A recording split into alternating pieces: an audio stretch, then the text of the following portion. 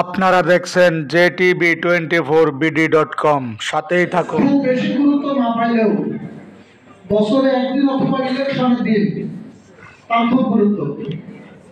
যেমন 18 কোটি মানুষ জনগণের সদস্যবৃন্দ, কেন্দ্রীয় নির্বাহী পরিষদের সহসভাপতি সহ নেতৃবৃন্দ, আমি একটু ব্যতিক্রম মানুষ ছিলাম সাংবাদিক সংস্থা, সেটা আপনারা জানেন।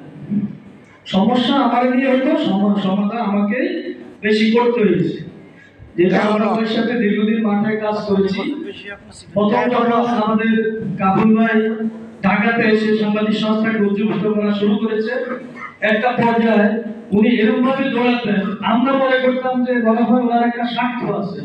আমরা যারা পুরাতন এদের মধ্যে একটু অনেক সময় নিয়ে আসতো, কিন্তু পরবর্তী যে বিষয়টা আমরা আজকের গবেষণায় বোঝা গেল যে সবকিছু ভুল। সেটি ছিল আলতাফ হোসেনের সঠিক সিদ্ধান্ত যে ভাষার কাম করলে তুমি এগিয়ে যাও, কাম সঠিক থাকে, কর্মের মাধ্যমে তার পরিচয় সে দিয়েছে। আমি 9 বছর সাংগঠনিক সম্পাদক ছিলাম, আমার পূর্বে ছিল শাহজাহান মোল্লা আমাদের। সেখানে আলতাফ ভাইয়ের কোনো জেলায় আমরা গেলে অনেক সময় দেখা যায় আমাদেরকে ভাড়া দিয়ে ওই জেলা থেকে পাঠাইতো, যে ভাড়া দিয়ে আলতাফ ভাই আমি বাসে চলে যেতাম। আজকে উনি 50 লক্ষ টাকার গাড়ি নিয়ে সাংবাদিক সংস্থা সাংগঠনিক কাজ করে, আমাদের জন্য অনেক খুশি পাওয়া।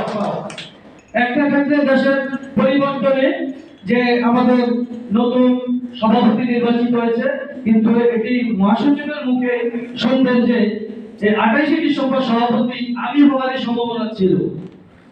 আমরা মনে করি সংগঠনের বৃহৎ স্বার্থে দেশের পরিবর্তনে ইনশাআল্লাহ আমরা যোগ্য সভাপতি পেয়েছি।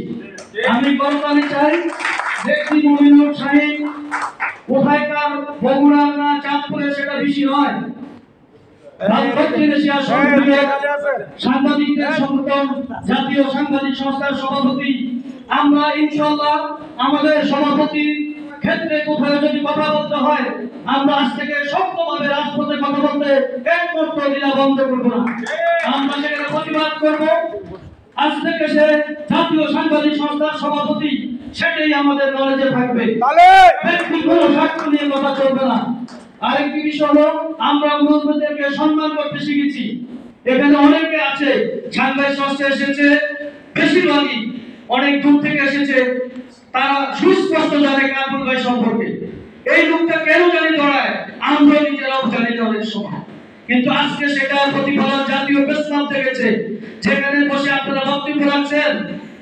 আমি কিন্তু কোনো দলীয় এক অংশের কোথাও কাজ করি নাই, একটি সদস্য পদেও নাই, কিন্তু এই জাতীয় প্রেস ক্লাবে হল বুকিং দিতে গিয়ে আমাকে জামাত শিবির বলা হয়েছিল, আমাকে বিএনপি বলা হয়েছিল, হল বুকিং দেওয়া নিষিদ্ধ করা হয়েছিল।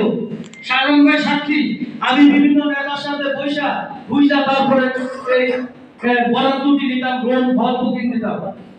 আমাদের অনেকবার নিষেধ করা হয়েছে প্রেস ক্লাবে যে সাংবাদিক সংস্থা মিটিং এগুলো নিয়ে আসবেন না আপনি, কিন্তু ইনশাআল্লাহ আমরা এসেছি। আজকে সেটি আমরা